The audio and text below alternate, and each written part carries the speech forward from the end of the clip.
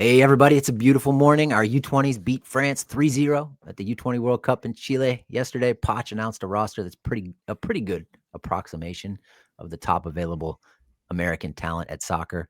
And then he mixed it up with reporters in the press conference yesterday. Fox has a World Cup ad out that is fun as hell. And Fox's own Doug McIntyre is here with me to talk through the roster and the midweek Champions League action that preceded it. Doug, welcome back. Always good to have you. Good to be here, Adam. Thanks for having me. Have you seen the ad, by the way? Were you involved in that? Probably not. No, I wasn't, and I haven't seen it. So thanks for putting me on blast immediately. Sorry, bosses. I'll take a look at the ad as soon as I can. As we were talking about just before we got on here, yeah, I was down in New York for Adidas's World Cup ball launch event with some of the editors. So I know we'll talk about Champions League. I watched as much as I could. I did catch up after, but I'm still catching up on things, including this ad that I've already heard about but still not seen. So I'm glad you enjoyed it. I'm a sucker for that kind of stuff, like historical footage, and I think it's Beethoven music. Anyway, let's start. I'll read the roster real quick just for those who are not on Twitter all day. The goalkeepers are Chris Brady, Matt Freese, Patrick Schulte, and Matt Turner. So Matt Turner returns after not being there for the last camp. The defenders are Max Arfston, Cameron Carter-Vickers, Alex Freeman, Mark McKenzie, Tim Ream, Chris Richards, Anthony Jedi Robinson, and Miles Robinson. We'll talk about the omissions in a second. Yep. And then midfielders are Brendan Aronson making his return, Diego Luna, Weston McKennie makes his return, Aiden Morris makes his return, Tanner Tessman makes a return, Christian Roldan's back after really impressing Poch in the last camp, and James Sands is going to make his first, maybe get his first cap since 2023. And then Malik Tillman will be back after, I think, solidifying his relationship with Poch over the summer. Yep. Big Pat Ajimong, kind of in that same boat, kind of a Poch favorite. He's coming back after getting healthy at Derby County. Fuller and Balogun, Christian Pulisic, of course, Tim Weah, of course, Haji Wright returns, and Ali Zendejas returns after, I think, a good camp in September. Yep. So that's the roster. Any high-level thoughts before we talk about, I guess, the omissions and the people having babies? Yes. The thing that stands out to me is that Pochettino's rewarding players for performing with their clubs. He referenced James Sands. Last month he said that, there won't be any more new faces. This is our final opportunity to look at guys that we haven't seen. And what does he do? He brings in a guy he hasn't in his first year as coach, and it's James Sands. And, he brought up Sands and he said, well, why is he here? You could say, how come you're bringing in a guy less than a year in before the World Cup that you haven't seen yet? And he said, well, he's playing every week and he's playing well at a high level and he got rewarded. Same with Brendan Aronson, who was on the Gold Cup squad this summer. He barely played, gave up his whole summer, barely played, goes back to Leeds United. I think there was a lot of questions from a lot of people whether Brendan Aronson would be a starter in the Premier League this year with Leeds as he was at the championship level last year. And he's carved out a starting spot. And that's, you're a starter in the Premier League, you're coming back in. Yeah. So you've seen guys get rewarded, and there's a number of other guys like that. In fact, just about everyone on the roster, they're there.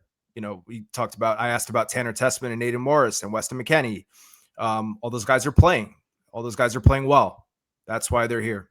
So, that's what you want. And that's what we've been with. I know we'll talk about the omissions in a second, but you want guys to be playing well and to have to play well to get called in. And I think that's what we're seeing.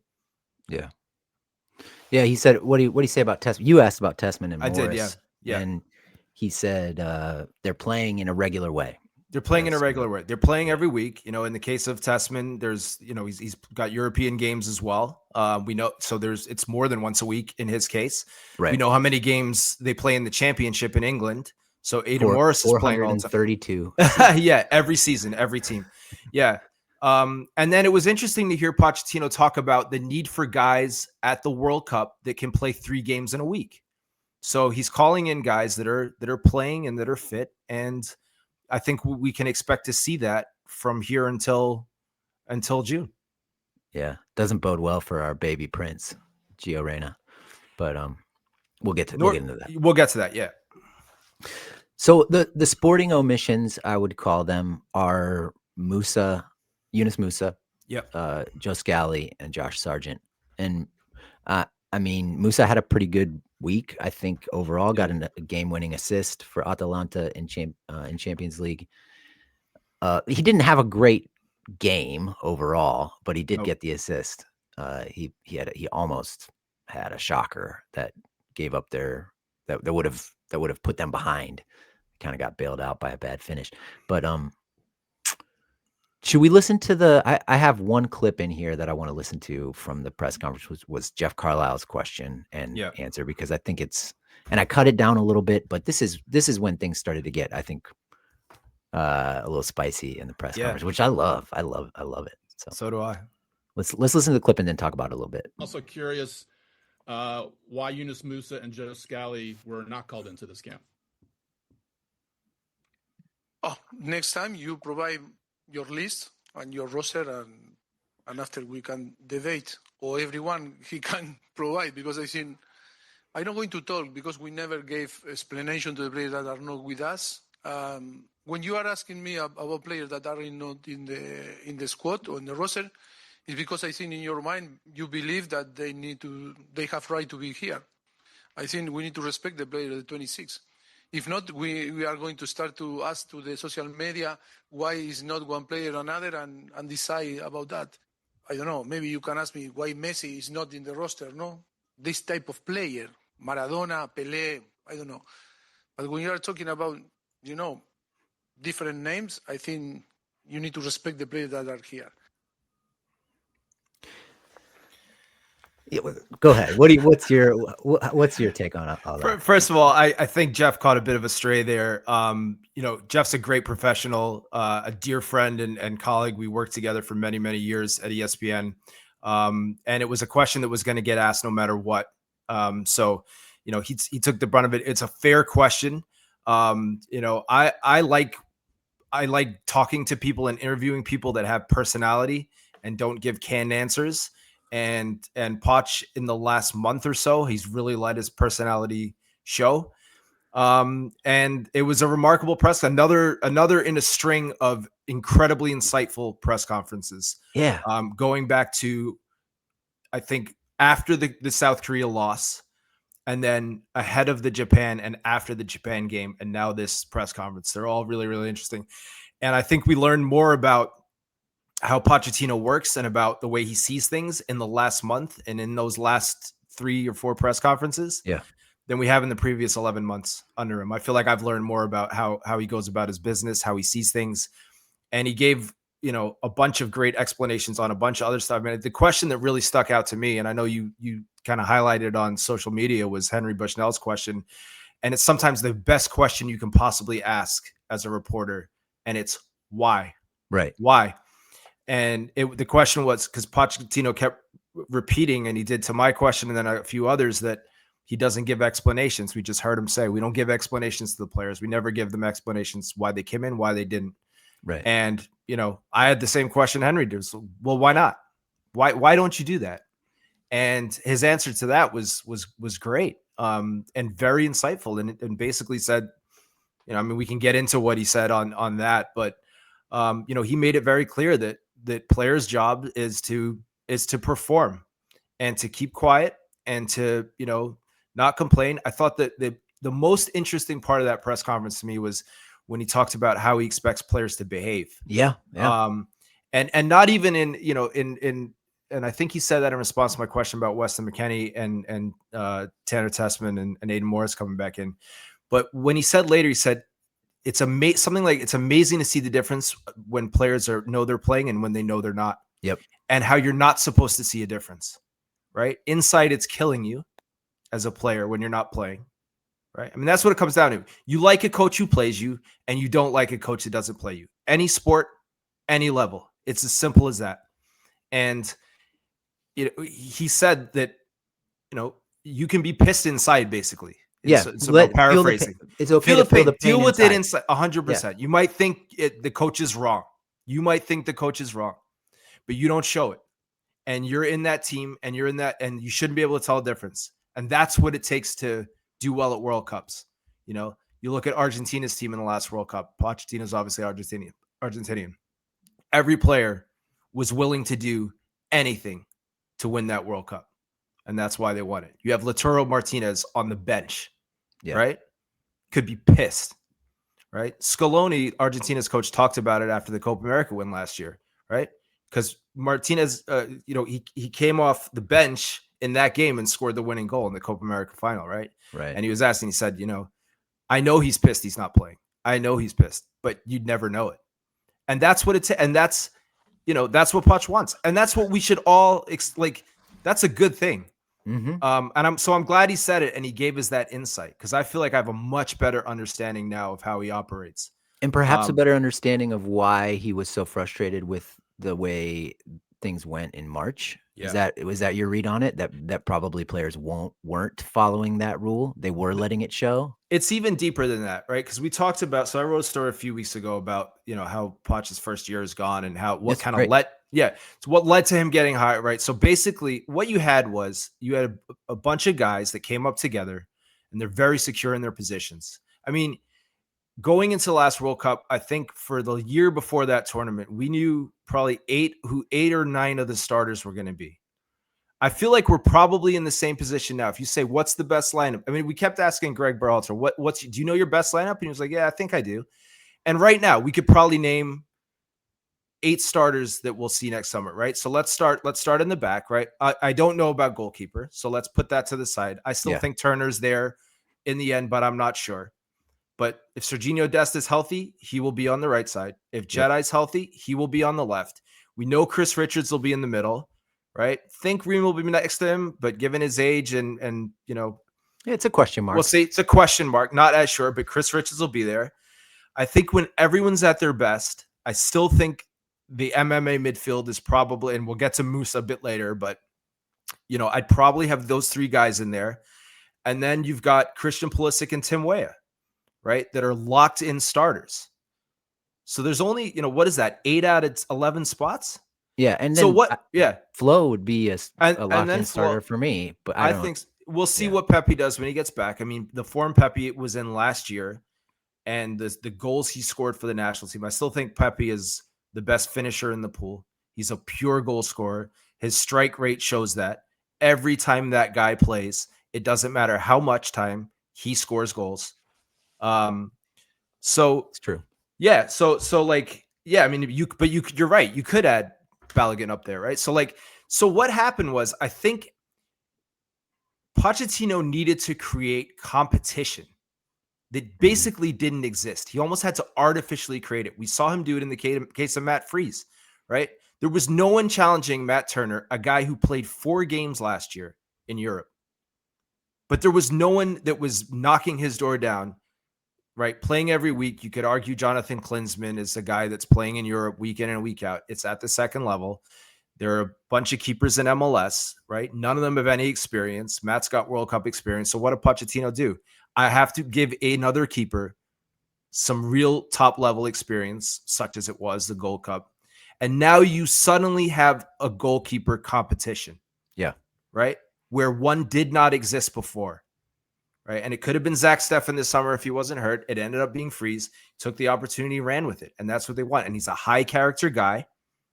Right? He's going to be a guy that's a good guy and is going to accept his role no matter what. He impressed the coaches in camps. I know that Pochettino relies heavily on Tony Jimenez, his goalkeeper coach, and he saw something in Freese and they gave him the opportunity. And now you have competition. And I think that's what he's trying to do in other places on the roster, to make guys have to earn or keep their spot. And he talked about that yesterday in the press conference too. Yeah. So that to me is what he's trying to create competition within the team and let these guys know that I don't care what your CV says, your resume. I don't care what you did 4 years ago. I don't care that you're a World Cup veteran. I don't care that you're starting every week in a top 5 league. You have to be playing well every week. And then when you come into the national team, you have to play well and perform. And you have to be, a team player, a team first guy. Like the team is the star. The team is what matters, especially a national team going into a World Cup on home soil. Everybody has to check their ego at the door and give everything they have for this project to be a success. It's the only way it'll work, because there's not enough talent to just call in the best players, roll the ball out, and think that it's just gonna work like that. It doesn't work like that. We've seen it. We've seen amazing teams.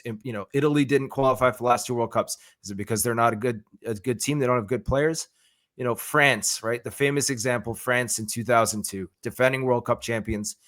They don't score a goal and they go 3 and out. They had the best roster in the world, right? Yeah. France in the last World Cup final. I was at that game. France had a man for man. France is a better squad than Argentina in that World Cup final. There's no question about it, right? Argentina won because they had a stronger mentality. They were a better team, in short. And that's what Pochettino's trying to create here. Now, you can argue how he's going about doing it. And I understand that when you look at, you can say, why is Yunus Musah not here and Christian Roldan's here, right? Yunus Musah is assisting in the Champions League. He's playing in a top 5 league. We know his pedigree. We saw what he did at the last World Cup as a 19-year-old when he shut down Jude Bellingham against England as a 19-year-old, right? So that we know what his level is, but he wasn't there for the Gold Cup. And, I think that Poch is going to make him earn his way back in. Like, no, you're going to come in when you're at the absolute best, and then take the pilgrimage in 2027, bro. Yeah. I mean, and again, I think Musah will be back. I think he's a great player. I think he's a special player. We forget how young he is. I don't think he's developed as much as we would have wanted, but he still has time, and he's a phenomenal player, and he'll be back. And I think he'll be in the starting lineup in the opening game at SoFi Stadium on June 12th. Interesting. But he'll have to earn it. He'll have to earn it. Yeah. I have 2 thoughts on the sort of the 2 other thoughts on the clip. So a lot of people on social media, which I don't know how representative that is of, the average person out there, but are critical of Poch for being tetchy with Carlisle there. And I guess my thought is, like, I want him to be tetchy if he even has a slight inclination to. And I think Carlisle, it's a victory for him. I guess he catches a stray, but like he does his job there. He gets Poch to say something interesting. Yeah, and Jeff is fine. I mean, Jeff's a pro. Like, that wouldn't have bothered him at all. Like, so for all the people that are out there defending him, Hercules Gomez, who I love, right, defending his guy, right, his teammate. That's what you're supposed to do. But Jeff's just fine. And you're right. It was a great question, a great answer, and that shows. Jeff was right for asking it, and he got a great answer. So yeah, win-win. Yeah. Yep. And I'm curious what your thoughts are on him saying, he doesn't come right out and say it, but he does kind of say, look, if you're asking me about Pele or Maradona, why they're not in camp, sure. But he says, essentially, these are just guys. These are just names. These are just different names. And I wonder, is that like disrespectful to Musah and Scally, or it's go ahead. It's a tricky thing, right? Even when he talked about, like, do I give explanations to players? You can understand why. Like, Poch is not going to tell you really why he's not calling in Musah and Scally, because that's not something you're going to do public. Like, he has reasons, but he's not going to tell us what they are, and I'm okay with that, actually. Like, we don't need to know everything that goes on in a team. I would love to. Sure. But in a team, there is stuff they keep, in-house. You don't air dirty laundry in public, and that's how it should be. So coaches should not publicly throw players under the bus. That's a bad move as a coach. You don't want to do that, right? Even if behind closed doors, you're screaming at this guy and telling him, calling him everything and telling him, you better get your act together. There's no point doing that publicly. Unless the only time coaches do it is if the message isn't getting through privately. It's like, I got to embarrass this guy, right? So I don't think there's any. I believe him when he says I don't think it's anything personal, but yeah, there's. But he went further to say he doesn't give them explanations. Like he doesn't explain it to them why they're not called up. And that's, I mean, you mentioned that already, but that was pretty interesting because very a long answer on that to Bushnell's, which is too much to clip and try to play here. But he said a few things, like basically players don't believe players want evidence when they are upset that they don't get called in. Yeah. But if you so now what are you doing? Now you're telling them why they're not good. Right. Now, so that's right. Again, it's counterproductive. Right. And you heard what he said. Go ahead. Well, if you give them a bunch of praise to justify why you did call them up, then they will use that the next time you don't call them up, Correct. So it seems like there's all these kind of practical considerations. And then he said, and there was a nuance there. And then he said, right now, if you come to me and say, there's a different question. Why didn't I get called up? Oh, well, because there's what do I have to do? Is a different question, right? That's what he said, right? Something along those lines. In so many words, yeah. In so many words, right? Like what do you want to see from me, right? What do you need from me, basically? Like, and that's a different and I found that really interesting. And I actually I put my hand up again because I wanted to follow up on that. It's like I think Poch, he mentioned that no one called him when they didn't make the Gold Cup. And I wanted to ask, do you want players to call up and say, like, I'm desperate to be on this team. Like, I'll do anything. You tell me what I need to do and I'll do. And if it's not good enough and I don't make it, but like, is that what he wants from his, like, it sounds like he does want that. Yes. Yeah. And he was disappointed that he didn't get it a little bit. Yeah. Yeah. So it's like, don't complain to the media. Don't complain. I know Scally, said he was disappointed in an interview after he wasn't called in last camp. Which is fine. I mean, you want players to be upset that they're not there. And Poch said it this week. He said, I want the guys that I don't call in to be desperate to come back in. Right. Yeah. But you don't complain and say, I'm doing enough. I should be called in based on what I'm doing. Clearly you're not doing something. Right. Right. Whatever it is, clearly you're not doing something. Call the coach and ask what it is you need. What do you need from me? Like, what do I have to do to make that team?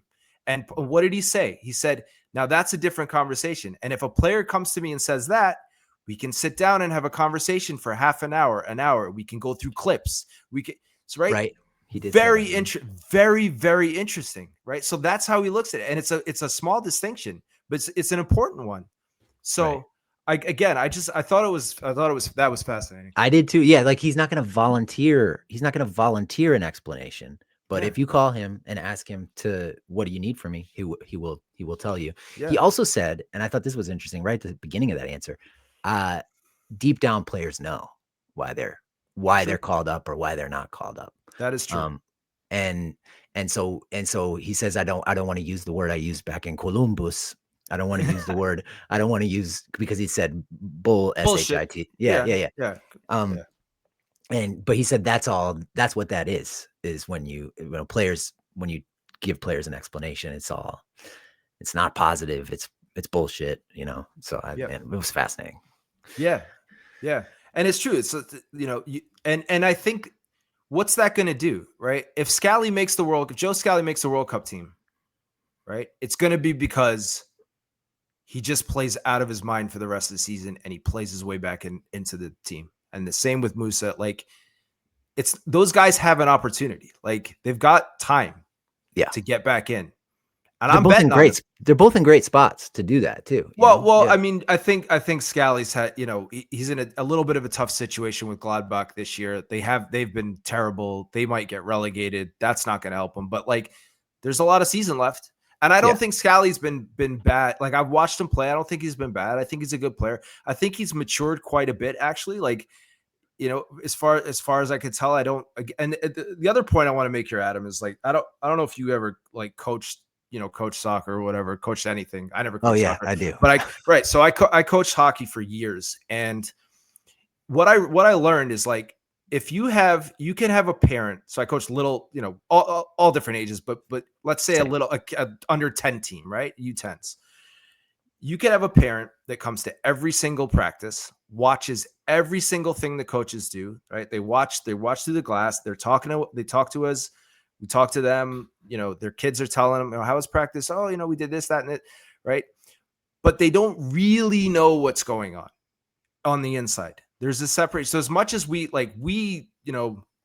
I watch every game twice. I re-listen to press conferences. I read everything I can. I try to be as educated as I can. And I I'm privy to information that, the general public sometimes isn't, because, that's what I do. I report, right? I try to find out stuff. And if I can report it, then I do.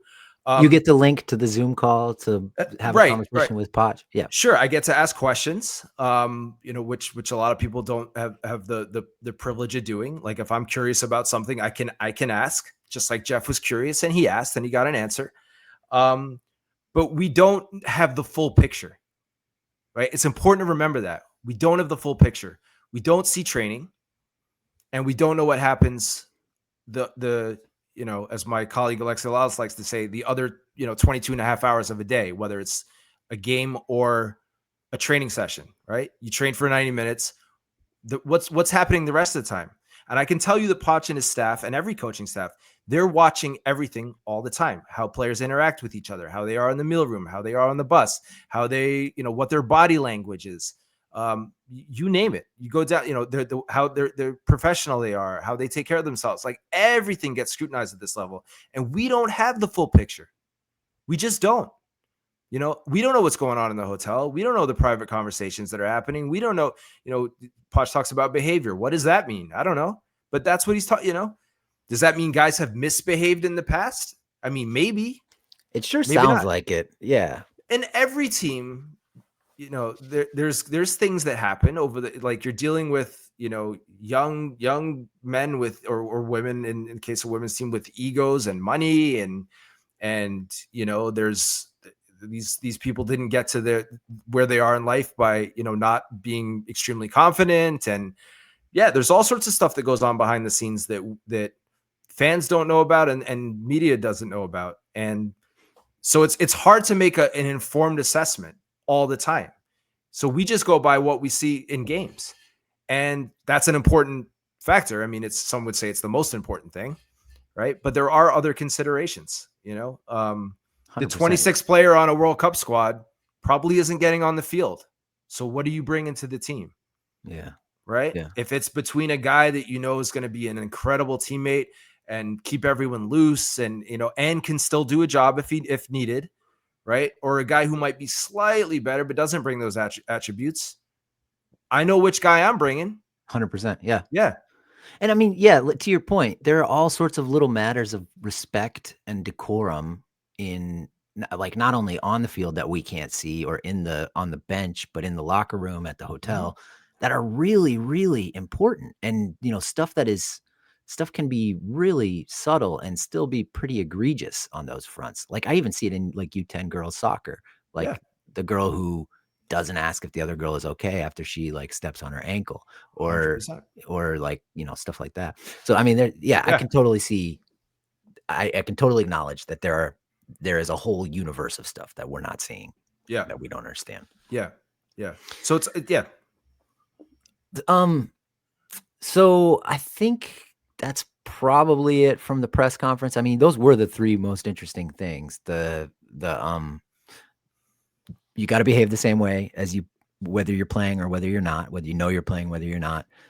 The whole thing about not explaining call-ups or non-call-ups, and then the answer to Jeff Carlisle's question about Musah and Scally. So yeah.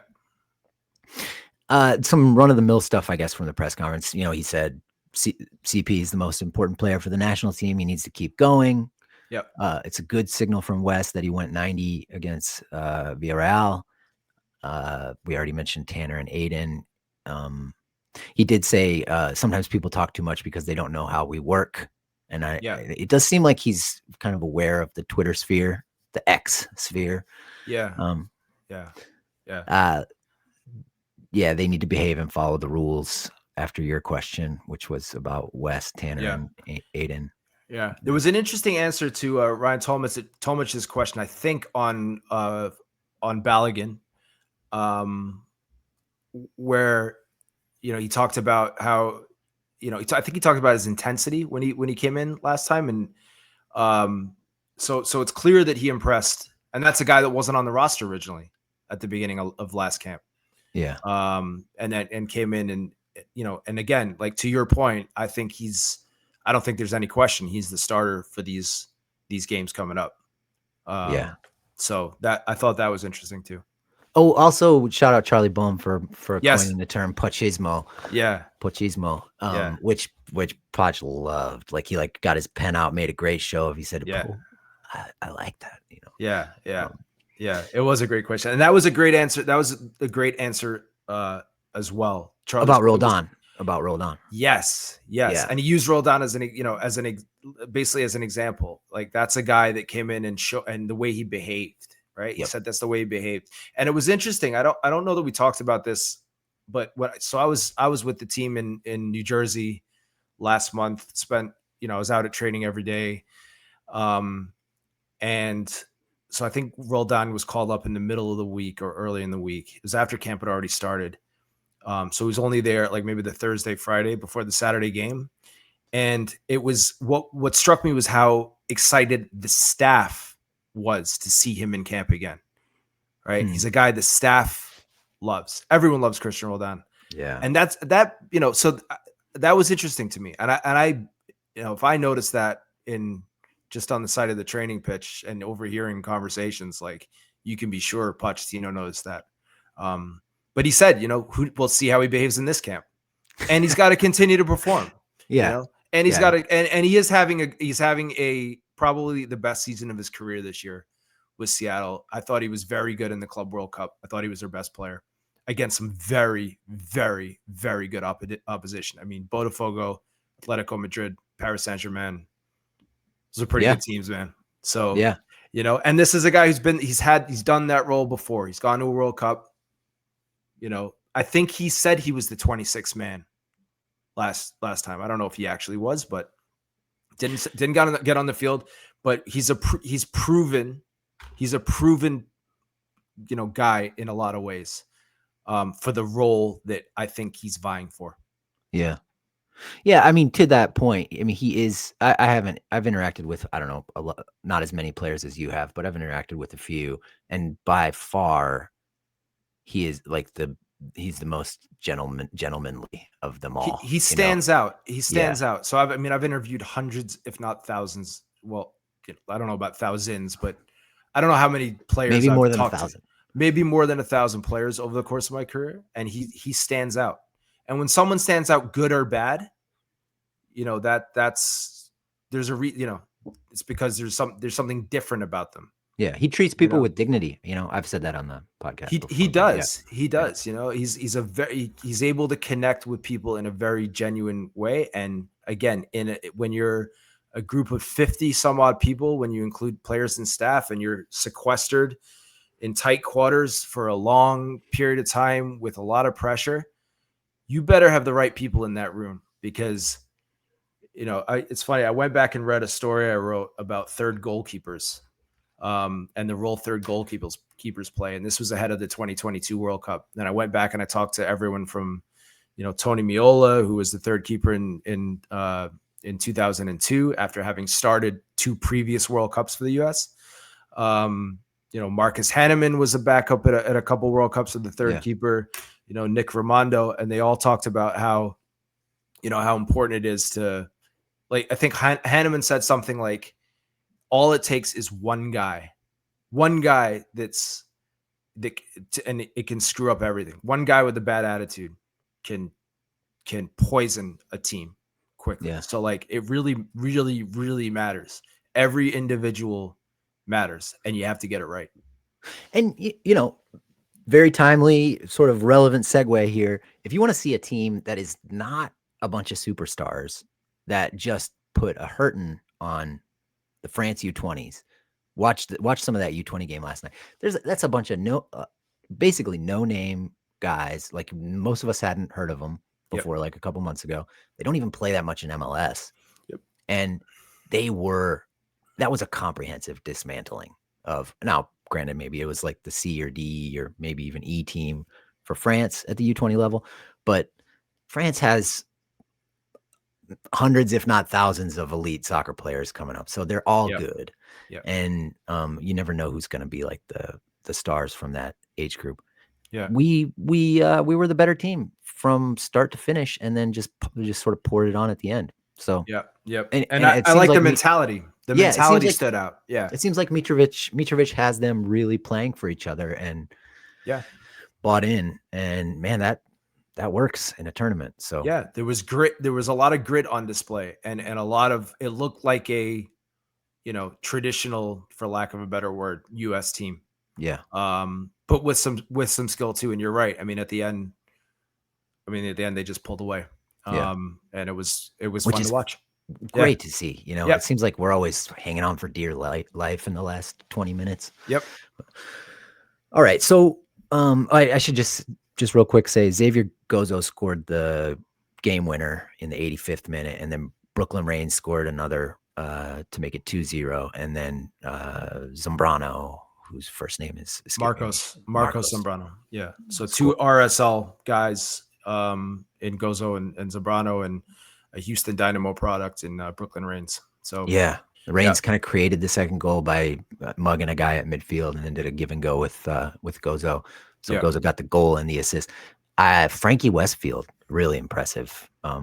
I think he was playing right back, but he was getting all over the place, and he's played the ball in for Luke Brennan, an Atlanta United product, to clip a lovely ball across for Gozo on the game winner. Yeah. And yeah, I think Westfield's impressive. I mean, everybody looked good on that team, honestly. Yeah. All right, so let's do a little Champions League, just a little bit of Champions League action, and then we'll get out of here. Wes at Villarreal. This is maybe the big news of the week, because he started and went 90. They gave up a late goal, but and I don't know, do you have any opinions on how he played? I mean, he put a couple of shots on target with his head in the first half. I thought he was good. Yeah, I thought he was good. Weston McKennie impresses me almost every time I watch him play for Juventus, and usually for the national team. He's a player. When you see him in person, I think he's even more impressive when he's at his best. I mean, when Weston McKennie's at his best, he's a world-class midfielder. I mean, he really is. Like, I think he's underrated as a player, Weston McKennie. I think he's a fabulous player. It's, and I think he just needs to be reined in a little bit and pointed in the right direction. And I think that he's once again established himself as an important player. I mean, it was still a good point for Juve. They're on the road. Sucks to give up a late goal, but yeah, I agree. It's with Pochettino, and that's a positive sign that Weston's playing 90 minutes in a away Champions League game and playing well. And that he's fit enough to go 90 minutes. I mean, I think that matters too. He looks trim, actually. I don't know if it's the shaved face, but I thought the same thing. Yeah. I thought the same thing. It was a little bit harder to pick him out on the field, because he was like, it's funny. I went back. So when I reported that he had showed up to Copa America out of shape, I'd got that from multiple sources. And at one point I actually went back and I watched the England US game in 2022. And then I watched the Uruguay game that knocked the US out of the Copa America in 2024. And you could see, that Wes looked a little different. And I thought yesterday, wow, Wes looks good. Yeah. He looks good. And maybe that omission last month lit a worked. fire on her. Yeah, maybe. And if that's the case, then we'll all look back. And if he has a monster World Cup next summer, which I think he's absolutely capable of. And again, if you go back and watch that England-US game, we talked about Musah and what the job he did on Bellingham in that game. Watch Weston McKennie in that game. That's one of the best World Cup performances from a U.S. midfielder, if not the best one I have ever seen. He was phenomenal in that game. And I'm a huge fan of Weston McKennie as a player. I think he's really, really important. And he needs to be at his best for the U.S. to have a good run next summer. Yeah, I agree with that. And I think he loves the bright lights too. So Yes, maybe he needed a fire lit under him right now, but when it comes to next summer, he's gonna give it everything he's got. And I think so too. I mean, I don't know if people remember this. Weston basically shut himself down for Juventus before the World Cup. the last World Cup. Like he basically said, like, I'm not playing because I need to play in the World Cup. He did, because he had gotten hurt, and there was a couple games Juventus had, and he effectively pulled himself out, from what I understand, and so he knew he'd be fit. So yeah, and I've said this to people too. I mean, we talked a lot about the Nations League, which seems to be an inflection point this year. The losses to Panama and Canada, and Poch has referenced it as a wake up call on a number of occasions. A lot of people wanted to draw parallels between that opening game. It's at SoFi, just over a year before the World Cup. And it's like, people say, no one's going to come and watch the U.S. play in the World Cup because no one came to a game against Panama in a tournament that didn't exist 5 years ago that kicked off at 4 p.m. on a Thursday afternoon. And it's like, for players, there's a huge difference, right? That you're flying right in the middle of your European season. You're flying from Europe to Los Angeles to play in the CONCACAF Nations League. That is not the same thing as playing in a World Cup on home soil. I'm sorry. Like, these guys, like, they're human beings, and the motivation and as much as you're supposed to be motivated every time you're wearing the crest, you're a professional, right? Like, human nature is what it is. It's not the same thing, right? There's a reason why world records get set in Olympics a lot of times, right? Yeah. That when the stakes are the highest, when the lights are the brightest, when everyone's watching, that's where the cream usually rises to the top. I go back to that World Cup final, just the level of that game was just astounding. The equalizer Mbappe scores, like the ball Messi turns the ball over, right? Thinks it's a foul at midfield. Like, how ruthlessly and quickly that turnover was punished. That's the highest level, right? Yeah. Within seconds, that ball's in the net, and and it's just right. Like, does Mbappe score that? I know he scores goals like that all the time, but like, the stakes mattered in that moment, right? Yeah. They mattered in that moment. So I think I believe that Weston and every single player on that team is going to be at their absolute best come the World Cup next summer, because they have to be. And if they're not, shame on them. Shame on them. will be. They will be. I think so too. I think so too. I think of you mentioned the World Cup final. I think of that Copa final a lot between Colombia and Argentina. Yeah. What a dogfight that was. It was. I agree with you. I couldn't agree more. The physicality in that game. The way Argentina, like, I like watching Argentina play because I like their mentality. Their mentality, as they play like it's hockey. They do. Like, they never miss an opportunity to get a bump in, to get they play mad, like, the whole time. They're willing to die for that crest. And it's just, and it's cultural. It's because it means so much. The sport means so much in, there. And it's just, I understand why Pochettino wants to bring some of that to the US. Culturally, it's not ever going to be the same, I don't think. But those old US teams that had that underdog, like, they had some of that. They had some of that. You got to have a chip on your shoulder if you don't have the talent. And sometimes even if you do, I mean, definitely if you do. I mean, the Argentina is a perfect example. They have the most talent. Well, I would argue they don't, because, like, look again, not the most broadly, but they have the most, like, they have Maradona. They have a lot of time, right? Exactly. Like, it's still Argentina, right? It's still Argentina. They have the gods of the sport, They do, but look at the last World Cup team. Like, where was McAllister playing? He was playing at Brighton. Montiel, the guy that scores the winning penalty, was a sub at Nottingham Forest. Right. Right? Like, you know what I mean? That you weren't talking about, guys that were on Barcelona. I mean, some of them were, but it was the mentality that was set them apart. They, again, man for man, France was better, Brazil was better, Argentina was the best team, and that's why they won. All right. Hey, let's talk about Yunus and Malik real quick before we go. So, we don't need to talk that much about Yunus. I mentioned it earlier. He did have that horrible back pass. Yeah. He left it short to the goalkeeper right after Atalanta had equalized, and luckily there was no goal scored. But he also he had a chance kind of in on goal where he tried to round the keeper. He did, yep. And he looked kind of like his normal self in the final third, which is like not that effective. So I think if you're a Eunice critic, you say, still a little loose at the back, still not that dangerous in the final third. But I guess, what's your 15-second rejoinder to that? Yeah, the fact that he played, he's playing in the Champions League, so that's a good thing. But again, he didn't start the game. He hasn't started every game in Serie A. He's got work to do. I agree. He's got work to do.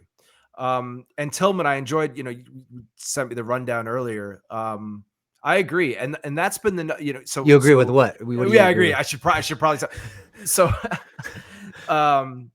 yeah, he looked gassed at the end when they took him off. And I think that's the one thing we want to see more from Tillman is a bit more intensity. That's always been the knock on him. Sleeping Malik. Yeah. So, great play, like silky skills and very talented guy. But I still think that piece is missing. And I wonder if is it a personality thing because he's the most laid back guy. You can imagine. I think Seb Berhalter, said it really well in the summer. He said, it was something about, the pressure heading into the final or something. And he referenced Tillman. He said, I don't think that guy's, ever been under pressure a day in his life kind of thing or something like that. Right. He's never been stressed a day in his life. He's very laid back kind of guy, but, but a good player. But yeah, I would like to see him have a bit more intensity and be playing 90 minutes every week. And we know that, he had a bit of a setback in preseason that I think he's still trying to catch up with. So I don't know that he's at his peak match fitness just yet. But I'm curious to see. Yeah. His bedding in period may be a little longer than your average guy. It seems like, yeah. Like he might just take him a little while to ramp up, but he played so hard for the US at the Gold Cup. Like, especially think of his work against the ball. So yeah. I wonder, I guess I have some faith that Pochettino will sort of take its effect with him. He made an impression on the staff this summer. I don't think there's any question about that. So it's just, he's on the World Cup, not that if he doesn't play and he doesn't play well, he'll automatically, like Poch has made it clear, no one's entitled to a spot. But for me, he's a guy that he's pretty well established at this point, and it's just a matter of, is he going to start or isn't he? And I in my last projected roster or lineup, I have him starting, but we talked about, the guys that we're all pretty sure are going to be. We know Christian Pulisic and Tim Weah and Chris Richards and Serginho Dest and Jedi Robinson and Tyler Adams. And I think Weston McKennie and I think Yunus Musah are going to be on the field. I'm not as sure about Tillman. Yeah. But he's in the race for sure. Yeah, he needs to play better for Leverkusen. I think he looked almost like kind of pouty in this game. Right. Yeah. I'm not saying I don't know. He was pouty. I'm just saying that's how he looked. Yeah. He didn't celebrate the go-ahead goal with his teammates at all. He was like barely running by the time he came off. Yeah. He was behind the play when Saibari scored the equalizer when he could. I'm not sure he could have done anything. I'd like to think it's fitness, like you said, gassed. Like I don't know that, I wouldn't go as far as to say, pouty or he didn't to me, Adam, look like he was pouting on the field. Okay. To me, I think I just, I look at it as he was tired and his personality is like, he's not a guy that shows a lot of emotion at all. We didn't see that in the Gold Cup either. Right. Like, he's pretty, when he scores, he never really celebrates that hard. Like he's not sliding on his knees or, he's too screaming into the television camera or, smacking the flag. Like he's not doing any of that stuff. So yeah, he's a cool cat for sure. Yeah. I love the way he plays. I think he'll play well in this camp. Upcoming games are Ecuador on the 10th of October, and then The 14th, we play Australia. Australia. Yeah. In Austin, Texas, the first one, and Commerce City, the second one. Yeah. Suburb of Denver. Yeah. Suburb of Denver. So yeah, I'll be at both games. I'm sure there's going to be another fascinating camp. And yeah, maybe we'll catch up after, before. I'm sure there'll be lots to talk about. Can't wait for that next press conference. I know, man. So, I know. Yeah. Thank you so much, Doug. And of course, thanks for having me. Safe travels. We'll be following your work. And thanks everybody for listening. We'll see you.